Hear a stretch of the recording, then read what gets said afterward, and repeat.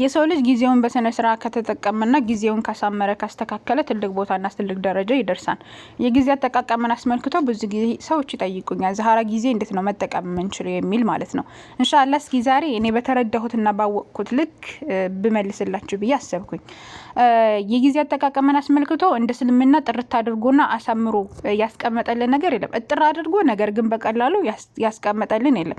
ከዛ በፊት ግን የጊዜን ከባድነት ወይም ደግሞ ጊዜ እድሜ የሚባለውን ነገር ምን ያክል ከባድ እንደሆነ በስነ ስርዓት መጠቀም እንዳለብን የሚያሳዩ በጣም እጅግ በጣም ብዙ ሐዲሳቶችና ብዙ የቁርአን አንቀጾች አሉ። አላህ Subhanahu Wa Ta'ala በተከበረው ቃሉ ስለ ጊዜ ሲናገር ምሎ ነው የሚናገረው። ለምሳሌ ወልዐስር በጊዜያት እምራለሁ እያለ ይናገራል። ኢነል ኢንሳነ ለፊ ኹስር፣ ሰዎች በአጠቃላይ በከሳራ ውስጥ ናቸው። ኢለለዚነ አመኑ፣ እነዚያ ያመኑ ሲቀሩ፣ ወዐሚሉ ሷሊሃት መልካም የሰሩት ሲቀሩ፣ ወተዋሰው ቢልሐቅ ወተዋሰው ቢሰብር፣ በሐቅ ላይ አደራ የተባባሉና በሐቅ ላይ ሰብር ማነው በሐቅ ላይ አደራ የተባባሉና እንደዚሁም ደግሞ በትግስት ላይ አደራ የተባባሉ ሲቀሩ እያለ አምላካችን አላህ Subhanahu Wa Ta'ala ምሎ ይናገራል። በጊዜ የሚልበታል። እንደዚሁም ደግሞ በሌላም እንትኖች በሌላም ወቅቶች የሚልባቸዋል። ለምሳሌ ወዱሃ ወሸምሲ እንደዚሁም ደግሞ ወልፈጅር በተለያዩ ከጧት እስከ ማታ ባሉት የሰዓታት ክፍሎች አላህ Subhanahu Wa Ta'ala ምሎ ነው የሚያስቀምጣቸው። አንድ ነገር የሚምልበት ደግሞ አምላካችን አላህ Subhanahu Wa Ta'ala የዚያን ነገር አጽኖት ለመስጠት ነው፣ ወይም ያን ነገር ክብደቱን ለመስጠት ነው ማለት ነው። ምን ያክል ከባድ እንደሆነ ለማሳየት ነው።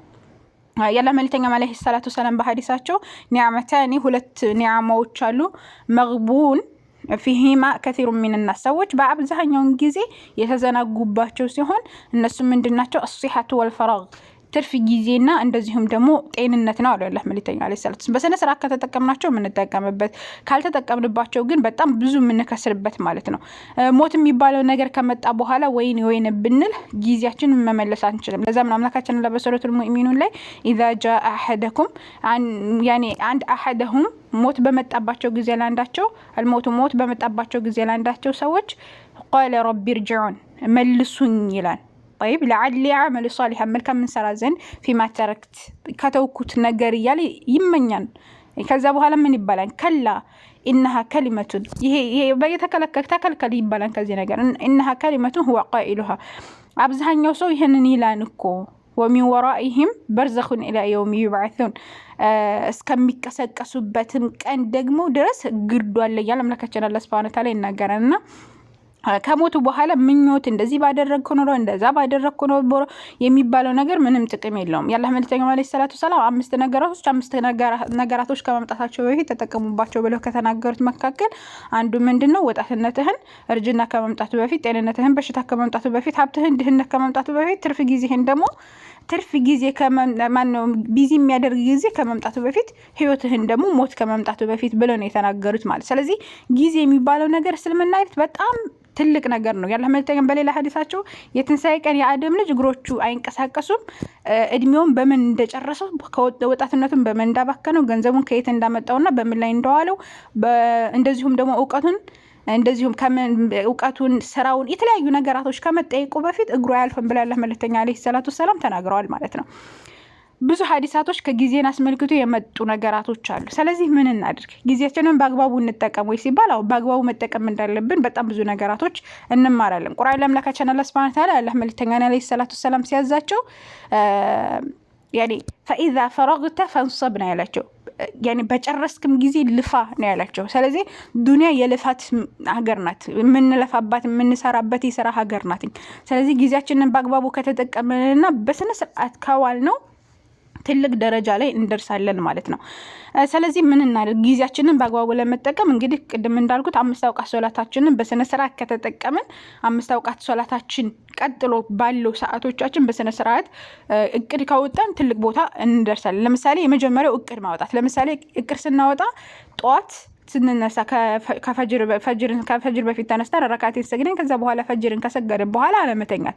ከዛ በኋላ ባሉ ሰዓታቶች ስፖርት መስራት፣ እንትን ምንድነው ቁርአን መቅራት ሊሆን ይችላል፣ ዚክር ማድረግ፣ የተለያዩ ነገራቶችን ማድረግ። ከዛ ዱሃን እስከዛ ባለው ሰዓቶች ደግሞ እንደዚሁ የምንሰራቸው ስራዎች ካሉ ውሏችንን የሚያስተካክሉ ነገር ካሉ ተማሪም ከሆነ ማጥናት፣ ስራ የምንሰራ ከሆነ የተለያዩ ስራዎችን ማጥናት፣ በዛ ሰዓት ማየት ያሉብን እንትኖች ካሉ ማየት፣ የተለያዩ ነገራቶችን በዛን ሰዓት መስራት። ብዙ ሰዓት አለ በነገራችን ላይ ከፈጅር በኋላ ቢያንስ 1-3 ሰዓት ያክል አለ። በዛ 3 ሰዓት ውስጥ ብዙ ነገር መስራት እንችላለን ከስልክ ራቅ ብለን ማለት ነው። ሌላው ዛሬ የተሰጣችሁትን ሰዓት በአግባቡ መጠቀም። ዛሬ እንግዲህ ነገ የኛ አይደለም፣ ያለፈው ሰዓትም አልፎናል። ነገን አናውቀውም፣ ይምጣ አይምጣ የምናውቀው ነገር ስለሌለ ዛሬም በአግባቡ ከተጠቀምን ውጤታማ እንሆናለን። ጊዜያችን ዛሬ ነው፣ በቃ ዛሬ ልሞት ይችላል በሚል ከሆነ ዛሬም በስነ ስርዓት የምንጠቀም ከሆነ የተሻለ ውጤትን እናመጣለን ማለት። ሶስተኛ የምንፈልገውን ነገር ለማሳካት ጊዜ መስጠት። ለምሳሌ ከእንደዚህ እስከ እንደዚህ ሰዓት ወይም ደግሞ የዛሬ ዓመት እንደዚህ አድርጌ ፉላንን ማግኘት እፈልጋለሁ። ለምሳሌ እኔ የዛሬ ዓመት ዛህራን እንደዚህ አይነት ቦታ ማግኘት እፈልጋለሁ። ለምሳሌ ቁርአን ሐፍዤ ልል እችላለሁ፣ እንደዚሁ ሐዲሳቶችን ሐፍዤ ልል እችላለሁ። ብቻ የራሴ እንትን አለ፣ ህልም አለ አይደለ? ያንን እቅድን እንደዚህ ማድረግ እፈልጋለሁ። ከዛ በኋላ ለዛ ነገር መልፋት፣ ለዛ ነገር መጣር ማለት ነው። አራተኛው ምንድነው? የሚረብሹን ነገራቶችን ካጠገባችን ማስወገድ። ለምሳሌ ጓደኛ ሊሆን ይችላል ጊዜያችንን እየወሰደ ያለው እየደወለ በተለያዩ ነገራቶች፣ ሶሻል ሚዲያ ሊሆን ይችላል፣ የምናያቸው ነገራቶች ሊሆን ይችላል። ካጠገባችን ያሉ በጣም ብዙ ቆሻሻ የሆኑ ነገራቶች አሉ፣ እኛን ጊዜያችንን እያበላሹን ያሉት። በየቀኑ የምናያቸው ነገራቶች ናቸው እኛን የሚቀርጹንም ጥሩ ነገር የሚያደርጉልንም። ስለዚህ በምንችለው አቅም ካጠገባችን ያሉ ቢዚ የሚያደርጉንና ከእቅዳችን ከዓላማችን የሚያዘናጉ ነገራቶችን ካጠገባችን ካስወገደን እንደዚሁም ስኬታማ የመሆን እድል አለን ማለት። አምስተኛው ትኩረት ማድረግ። የምንሰራቸውን ነገራቶች በአጠቃላይ ትኩረት ማድረግ ወይም ደግሞ አንድ ነገር ላይ በደንብ አድምተን መስራት። ለምሳሌ ቁርአን ጀምረን ከዛ ሐዲስ ከዛ የምናደርገው ከሆነ ምን ይሆናል? የሆነ ድብልቅልቅልቅ ያለ ነገር ይሆንና ምንም አልችልም የሚል ነገር ይሰጠናል። ግን አንዱ ነገር ላይ በደንብ ድምት አድርገን ከሰራን በኋላ ወደ ቀጣዩ የምንሄድ ከሆነ የተሻለ ነገራቶች ውጤታማ የመሆን እድላችን እየሰፋ ይሄዳል ማለት ነው። በሁሉም ነገር ምርጥ አለመሆን ወይም ደግሞ ምርጥ ለመሆን ይሆን አለመጋጋጥ ገብታችኋል። ለምሳሌ በዚህም እገባለሁ ከዛ በሁሉም ነገር አንድ ላይ አስኬዳለሁ የምንል ከሆነ ባጭሩ ነገራቶችን ለማግኘት ይከብደናል ማለት። ምክንያቱም ሰውነን እንደ ሰውነታችን የሆነ አቅም የሚፈልግ ነገር አለ። ስለዚህ አንድ ነገር ላይ በጣም ውጤታማ የምንሆንበት ነገር ላይ አቅማችንን እዛ ላይ ማሳረፍና ያንን ጭርስ ካደረግን በኋላ ወደ ሌላው በቃ በጣም በእንደዚህ አይነት አጠቃቀም ላይ መጠቀም ማለት ነው። ሌላው ምንድነው? በአንድ ነገር ላይ ምርጥ መሆን። በአንድ ነገር ላይ በቃ ፉላና በእንደዚህ አይነት ነገር ትታወቃለች የሚባል አይነት ሰው መሆን።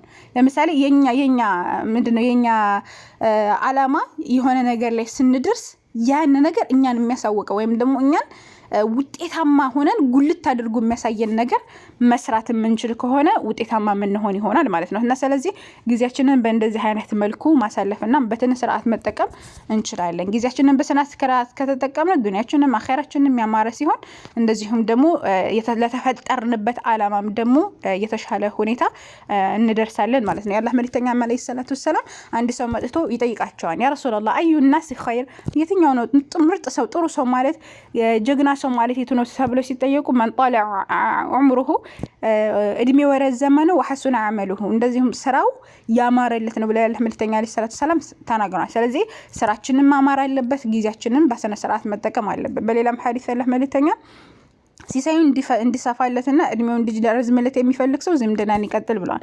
ስለዚህ